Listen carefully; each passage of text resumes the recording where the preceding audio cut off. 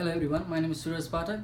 Today I'm in this Finance 451 project. I'm going to talk about a company analysis of 10 different companies from 2 different industries, and I want to come with the 2 best companies in 2 different industries and analyze their financial position over last 5 years and choose one best company in a 2 different industry.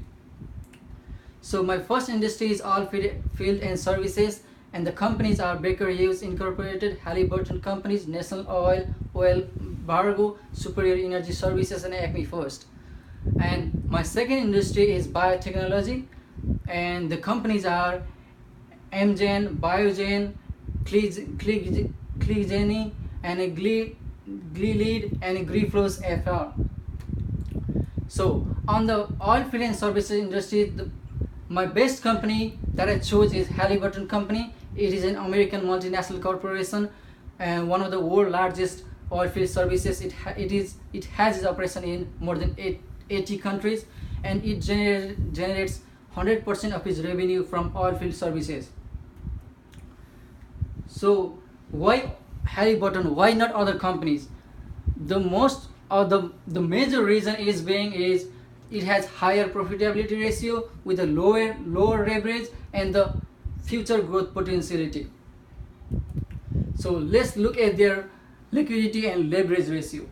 At the short-term liquidity ratios, current quick and cash, as you can see there, with the oil industry being in the very much volatile and currently the oil price being at the lowest of the 7 years, they have been able to maintain a good current quick and cash ratios. I would say their current ratios has declined over the period of time, but even though they have 5.26 as of 2056, what that means is for every dollar in current liabilities, they have $2.56 in current assets to pay it.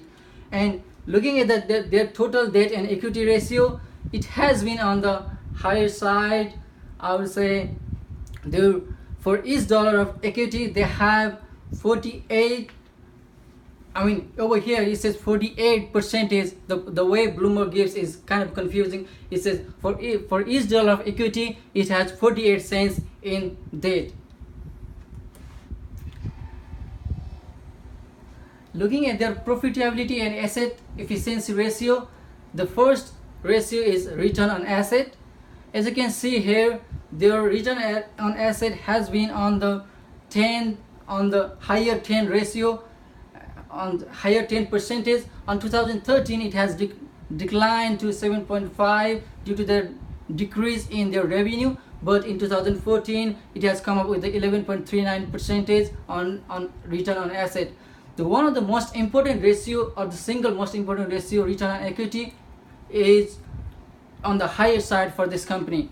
Return on equity is the return that company shareholders get for their investment. So they are getting 23% return as of 2014, but as you can see, as the industry is volatile, their return on asset, return on equity has been going up and down over the period of time.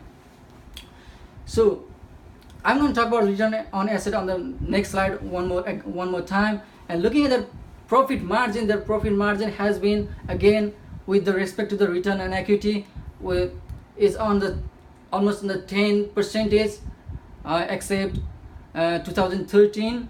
And looking at the tax burden, interest burden, and profit margin, which is the combine of profit margin as a whole. So as you can see here, the tax burden of 74 means that they have 74 means the rest of the almost 25% goes to the tax, and interest burden of 92 means rest of the 8% of their interest before income goes to the interest expenses. So their interest expenses hasn't been that high. It's been between 8 to 12% over the period of time on their income before interest. The profit margin, or the operating margin, has been 15%, which is impressive with the volatility and with the lower oil price.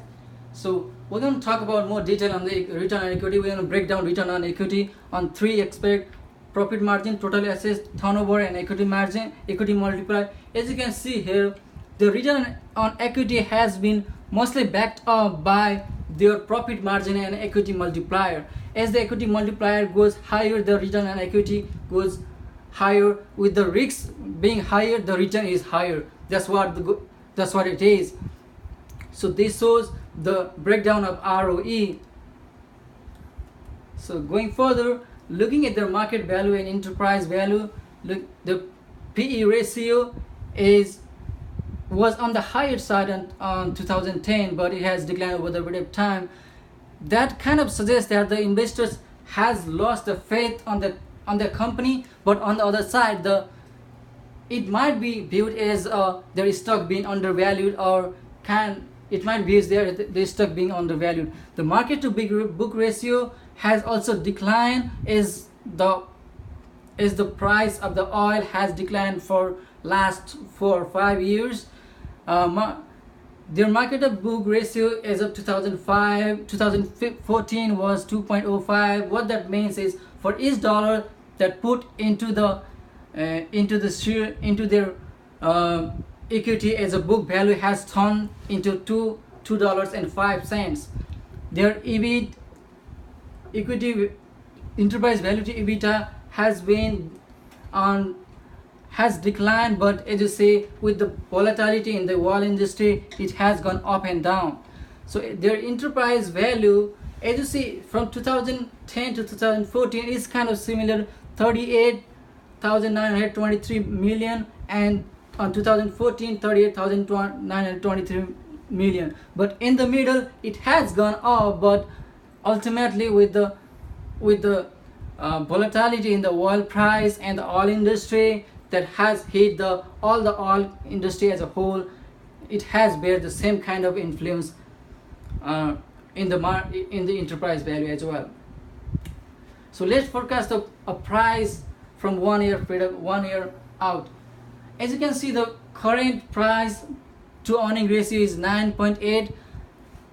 What we have to consider is the P ratio is as of 2014, and EPS is as of 2013, as of 2014. So we are almost on the 2014 right now. So the price forecast on 2014 for 1 year is 40.25, but the current stock price is 36.5, which is kind of almost similar. So we can say our forecast has been up to the par, as we can say.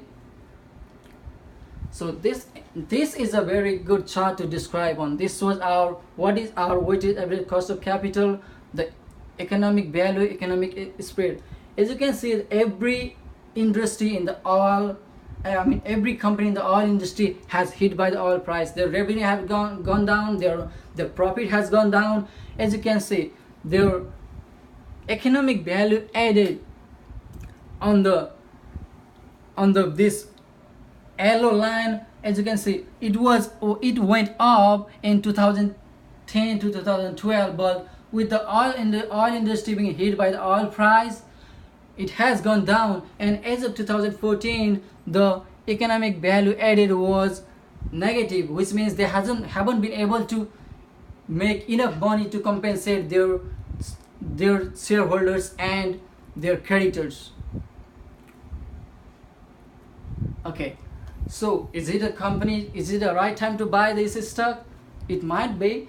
Their 52-week high was $50 and 20 cents, and 52-week low is $30.09. And it's currently the stock is trading at $35, which is at the lower end of their 52-week price. But the oil price being so low as in the 7 years, I would say they might go down a bit. We might want to wait for a while before we invest in this company. But still, it is a good company. It has a good potential for the future growth, as the price of the oil is expected to go up in the near future. So my next company is from the biotechnology industry, that is Biogen, and it is an American global biotechnology company. It discovers developments and delivers the therapies for the various diseases, and it was founded in 1978. So why this company? Why not other rest of the 4 companies in the biotechnology industry that I picked? As you can see here, as I looked on their financial ratios and the financial performance, they got too much of risks associated with them. For example, the Grifols has debt to equity ratio of 1.63, while the return on equity is 19%, and very little growth opportunity. Okay, let's look at their short-term liquidity and their leverage ratio. The current they're the biotech industry. It is really very volatile as all industry. It is highly speculative. People look at their resources and try to decide if to invest or not to invest. And the current ratio has been on between 2.1 to 2.3, has gone up to 3.26 and 3.26 in 2011. Their quick ratio and their cash ratio, their cash ratio has gone down as from 2010 to 2014. Let's look at the total debt to equity ratio. Total debt to equity ratio, that, as I mentioned on the earlier slide, the way the Bloomberg presents the data is basically is a percentage, not the ratio as a type. So as you can see, on 2010, the total debt to equity is 22%. That means that for each dollar of equity there is 22 cents in debt. But it has gone significantly down over the period of time until 2014, which is very a positive aspect as to our investors.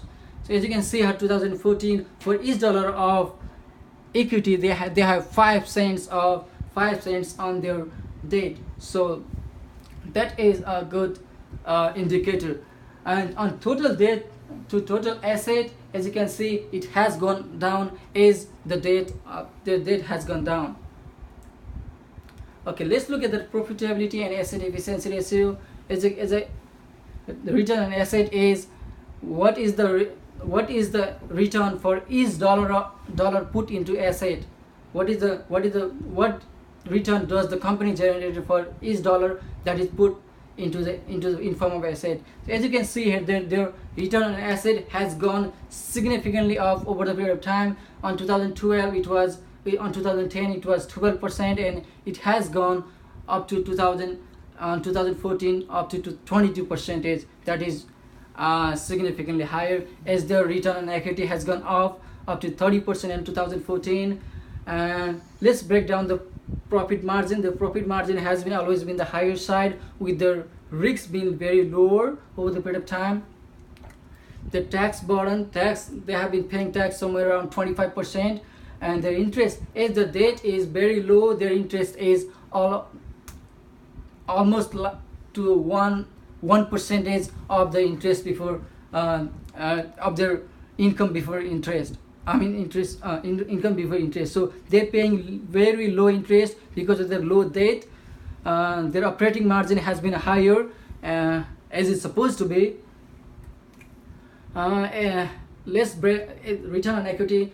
Breaking down the return on equity into profit margin, total assets, asset turnover, and equity multiplier. As you can see here, their total return on equity has mostly been backed up by their profit margin and the total asset turnover ratios. As you can see there, as the profit margin has gone up higher and the total assets turnover has gone higher, the profit return on equity has gone higher as well. Their market value and enterprise value, their price to earning ratio has gone significantly higher from 2010 to 2014, which suggests that the investors has faith on the company, has believed the company grow higher, has believed they're gonna get more return. Market to book ratio, as expected, has gone higher from almost 3 to 7, which suggests that they have been able to convert their money into a higher return. their enterprise value, as you see, has been 15,433 million on 2010, and it has gone significantly higher. That has been 76,896, almost 80,000 million as of 2014. So the takeover price, or the overall the business has been grown up, the value of the business has gone up over the period of time. Okay, on this slide, on this picture, as you can see here, the weighted average cost of capital has been 8.8, and it was higher from 2006. It has been dropping until 2011. It peaked in 2013, and it has been dropping back again in 2015. Looking at their economic value added is a measure of looking, are they able to generate any money excess to what they are required to generate to compensate their shareholders and creditors. And as you can see, yes, they have. And in economic value added, they have $2,140 million, which is 12.19% higher than what they are required to generate to compensate their shareholders and their creditors. So they have been doing really well over the period of time until 2014. Okay, let's forecast the price 1 year out. As I told you earlier, the 1 year, this is 2014 price with the 2014 EPUs, and as you can see, the price to earning ratio and EPUs multiplied them together, the 1 year price is indicated $347.50, but the current stock is trading at $288. This is highly speculative industry or a company. So they have to stop their one of the research in mid-July, so that hit their stock price. It has not really impacted their return as a whole, but it hit their stock price, and it has gone significantly down from what it was earlier 6 months ago. So what I like about the company, it is one of the leader in the industry in developing and discovering the therapies. It has 6 clinical research as phase 3, which is expected to give a positive result and come out within a year time, and 7 is the phase 2 and other various on developing stage.